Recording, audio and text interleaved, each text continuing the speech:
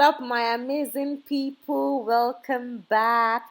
We're going to be making tiger nuts juice today. I am sure a lot of you are aware and know about tiger nut juice.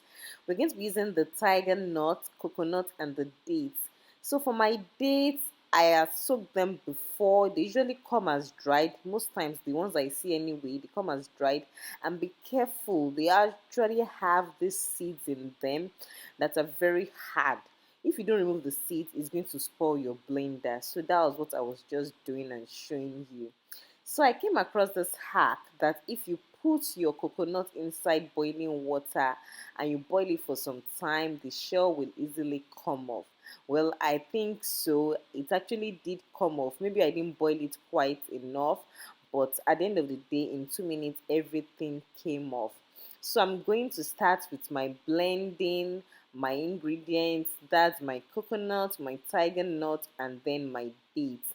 After putting everything in the blender, I'll be adding enough water to blend it.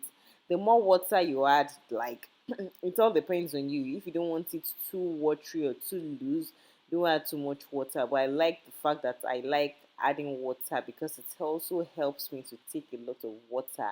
So guys, I'll be blending this for about 2 minutes because my blender is quite strong. Please use a blender that can easily blend your tiger nut, your coconut, and then your dates. Then you want to get a cheesecloth, something that can easily like sieve what you've blended. I usually use this when I'm like making pap, and that's the same thing you can use anytime you're like sieving your tiger nut. Something that would like still trap all the dregs and it won't allow it to fall into the water. So I'll be doing this in like a minute. It doesn't take long to do at all. So I'll grab the edge of my cheesecloth. I'm trying to do this very carefully so that my juice is intact and like the shaft, yes, the shaft of the tiger nut does not come onto what I am doing. So you can see I've just grabbed it by the edges or by the mouth of the cheesecloth. Anyway, you can do it. Some people use their sieve. If your sieve is tiny, it will be fine for you. But use something that it won't allow the shaft come on to your juice, and this way I like it so much. You can see that it's just the juice that is coming out, and you just want to give this a very good squeeze so that all the juice comes out like very well.